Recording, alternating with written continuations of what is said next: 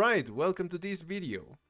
If you're watching this video, it's because you probably decided to play Musume, and I cannot blame you. This game is incredibly fun to play, and I don't need to hear your reason for why you decided to play this game. You could only like the anime characters, you like the gaming loop, you like the events, you just like every single gacha game that comes around. It doesn't matter. The thing is that you're now playing this game and you probably don't know what you're doing. And you're maybe looking around what to do, maybe looking guides online, maybe watching videos, and they are probably very confusing because that was my experience with the game. I went in blind and then I was bombarded with a lot of information and you maybe don't know that you've been bombarded with that information because you skipped a lot of the dialogue that this game has. And maybe you still like the game, but maybe you are not actually doing the things that you should be doing to get a lot more from it. So I'm going to give you a few things that I think are important to know about the game. Nothing very insane. I'm not going to go into the deeps and details about how to build your characters or how to do X career, at least not in this video, but things that you should probably know to make your life easier. Let's start with what to do in Enhance. Maybe it's not apparent to you because I've talked to other people and I know there are some people that don't really know how a gacha game works. Maybe this is their first gacha game and they come from another game when leveling things works in a completely different way and they do not level up their cards. You should level up your cards. These cards give you more bonuses and work and help you get your characters online a lot faster if you level them up before doing your careers. If you think that you will be able to level up your cards from level 1 to level 30, 35, 40 or 50 or whatever, just by using them repeatedly on the career option, you are insane. That's not going to happen. I don't know if you noticed, but the XP gain for the cards and the characters it's very slow in any gacha game. But in this one particularly, if you are not leveling up your cards before using them on your characters, you are basically shooting yourself in the foot because that's going to make your grinding a lot longer and you probably get tired before you actually get to play the game in its complete form, which is like something that I might go into in this video. Maybe not. We will see. So then, first, level up your cards. You just have to go here and then uncap them if you have a lot of copies of the same card. It doesn't cost you anything to uncap them. You just need the copy of the card and then you level them up. Level them up to like 30, 35, whatever the max your card has. Do not level every single card though. You want to focus on a few of them because they are actually pretty expensive to level up, and you will run out of resources if you think or if you try to level them all at the same time. But you want to level a few key cards, like for example Silent Suzuka or Super Creek or Kitasan Black if you have them, because they are pretty good cards that you are probably going to use in a lot of characters. And then you go to the specifics that like Daiwa Scarlet or Ancient Flash or Sweep Tosho that are not used in many characters but in a very specific ones and they are actually good. So you do your research, you do like which girl you want to level up and which cards does she use, and you see a couple of them. If you see some repeated that you have in in your inventory, you should level them up because you're going to use them a lot. And once they are leveled up, they stay like that forever. If you don't level them up, they stay like this. You're losing in a lot of bonuses if you do not level them up. I haven't leveled this one up because I am currently not using it.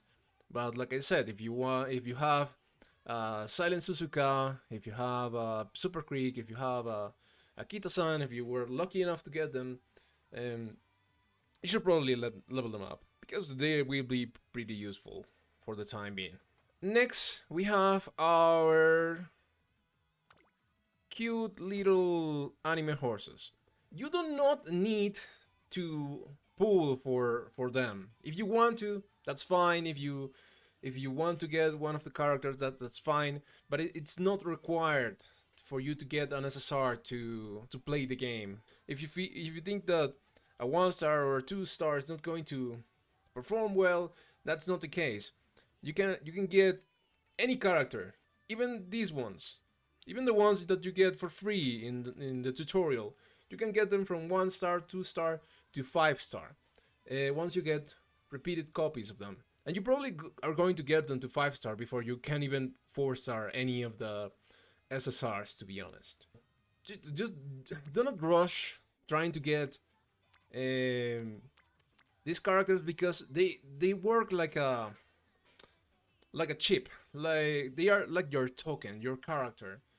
And it can be any of this. Yeah, they have different playstyles, they have different stats and all of that, but they were pretty much the same. If you compare one that's meant to be for mile distances or medium distances or long distances, that's what you're looking for. Yeah, they have different skills and maybe some are slightly better than others, but it really doesn't matter. Okay, you can use your Daiwa Scarlet, you can use your gold ship, you can use your vodka, and they will be fine. I only got special week because I used one of the tickets that you got from the opening of the game. And the reason why you don't want to do that is because what actually matters are your cards. Okay, imagine you're playing Monopoly and you have your piece, your moving piece. You will not be able to do anything if you don't have your money. In this case, in this game, your money is these cards. If you don't have the cards, your character does nothing, and anything you do will be pointless because if you don't have the cards for it, it's going to be really hard to play with them. You can kind of replace them, but if you don't have like a good inventory of them, you will be struggling a lot. And you don't really need to get the SSRs. Yeah, again, they are pretty good. There are some that are really good, but SRs and even Rs are actually really good because again, you can get them to 4 stars. You can get them to 3 stars or 2 stars, and some of them are even better than one copy of an SSR at 2 stars or 3 stars. So you don't really need them. And you get a lot of currency currently if you start to play the game, so you can use that to get to increase the inventory you get from the beginning of the game. But if you get a lot of horse girls and you don't have a lot of cards, you're going to have a bad time. That's all I'm saying. Next, we have the career. When you start a career, there are some things that you should do before, like, going into the game loop. Like I said, level up your cards, level up your characters, and then before even picking or starting a run, make a deck. Make decks for your characters, because otherwise you are going to be creating this and you're probably going to forget what exactly vodka needs or your gold ship needs or your Daiwa Scarlet needs, because you are not actually going to play with only one character. If you want to do that, that's fine. Anyone can play the game the way they want. But if you want to go into ranked games and PvP and make your horses the best that they can be, you will be making a lot of this. So make sure you make a deck, and then you start your careers. In the careers, you will be choosing your character, and you can choose whatever character you want to do. You press next, and here the game does this part easy for us. If we get a lot of knowledge about the game, we can do it ourselves, but I recommend if you're struggling to understand all of the loop of the game or what to do, just click auto select. And some people miss this part. You can include guests, which are characters from your friends and the people that you've been following in the game, and you can just add them, and the game just selects whatever characters are better for the current character that you're choosing. So you should probably just do that. If you want to change anything here, you can just go here and change it yourself. But you probably won't know what you're doing for a while, because, like I said, this game has a lot. Well, anyway, let's say we chose Daiwa Scarlet and we are going with this build. Then we click next, and here is why having friends and finding friends online in this game is so important, because you can use their cards. If you don't have a Kitasan Black, you can use her. You can use a friend's Kitasan and you can complete your deck that way. Or maybe you have a Kitasan and you don't have a Suzuka, you can find someone that can borrow you that card. I'll leave my friend code in the description.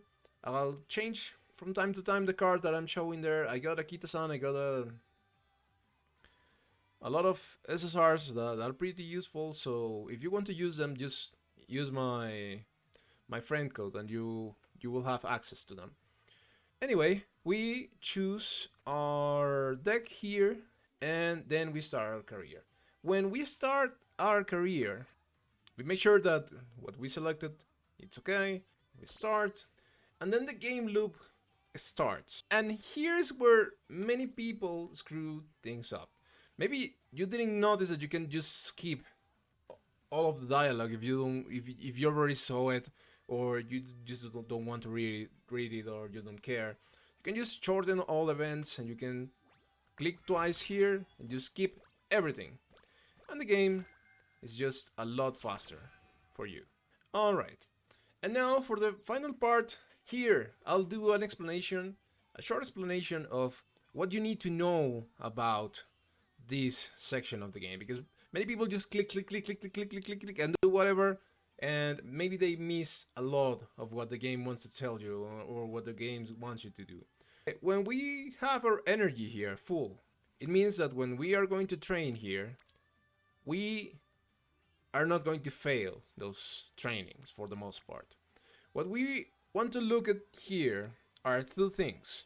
What's the main stat of our character? Are we going to train her for speed? Are we going to train her for power? Are we going to train her for stamina? In reality, we are going to use either speed or stamina. We're going to try to max either speed or stamina for the most part. We basically never want to focus on guts or wheat, because those stats can stay a bit lower and it will be fine, unless you are like incredibly wealthy and you have all the cards in the world and you can 1200 all of these stats every single run. I'm not one of those. I play the game this way. I think it's more fun, and I also don't have the income to do that. So if you're like me, you want to know where you're going to put your stats. So why you don't want to put a lot of stats here? Because even at lower numbers, guts and wheats do their job. If you have a number between 200 and 400 in the beginning, that's fine. Ideally, you want to get closer to 500, but if you're in between 200 and 400, those stats do their work. Wheat basically makes the character take better decisions and screw less. If you have played the game before, you have seen those messages that you get where you have a slow start, or you rushed, or something happened. That's because your character didn't have enough wit and he couldn't make the best decision in that moment.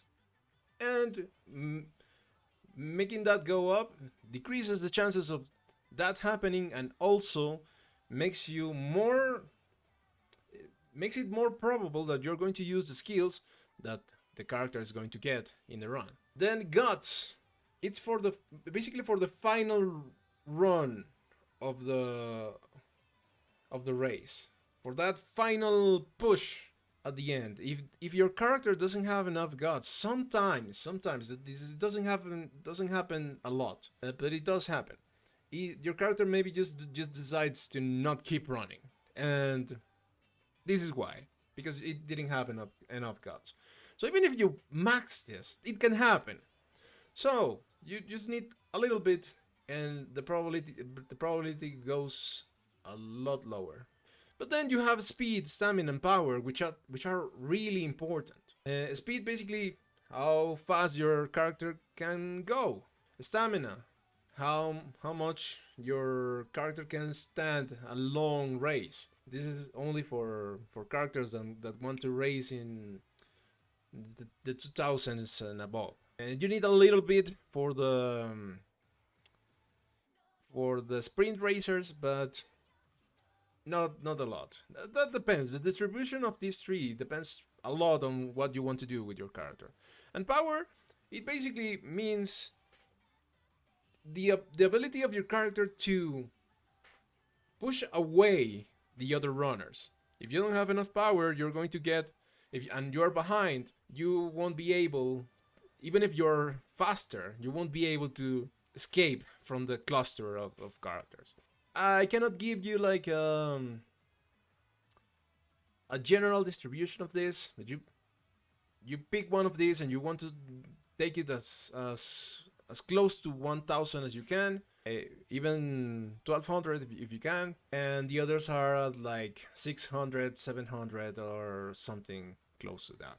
And then, even if you want to max one of these, you also want to see how many characters are here, because these are the characters that you chose for your cards. And what you're doing here is increasing the bond with these characters for many reasons. Increasing the bond gives you the skills that come with the card, or the possibility to get those skills. And later on, if you max this bar here down the portrait, you will be able to get better boosts on the stat that you want to max. Oops, I didn't mean to do that, but you saw an example there. And then and we can use this as an example again. The more characters that you see here, the better. So even if you want to max stamina, maybe you want to use this opportunity to get 4 characters a boost in their bar, because this doesn't happen often. This is very rare. If you have like 1 person here, two people here, and 4 here, you probably don't want to do this one. You want to do this one, because the faster that you max these characters, the faster that you get the bonuses, the faster that you can max the stats on your runner. And there's a little bit more decision that goes into what you're doing here, but there's a bit of general tips and tricks that you can do in this part. Let's say, for example, you have 1 turn left and your energy is not too high, it's like around here, but then your mood is at normal. You probably don't want to do a training, because you risk that maybe your character is going to fail, and then they are going to feel sad, and then your mood is going to be bad for the race that you're going to do. What you can do is that you just go to recreation, because you don't risk anything there. You will just boost the mood. That is going to give you a little bit of a boost in your run, and you continue with the run. You almost never want to rest when you have one turn left, because this energy bar doesn't affect at all what happens in the actual race. So don't fall for that. If you're just on the last few races and your energy is low, you're probably not going to use it. And just use recreation, just try to max your skills, but never use rest. Unless you have like a couple of extra turns and you want to use that to boost your stats a little bit. If you only have one turn, you don't want to do that. Well, that's it for this video. I hope that these tips helped you, because getting all of this was kind of an adventure for me. I had to go to sites, I had to go to my friends, I had to ask a few people, because there's a lot. This game, it's a lot.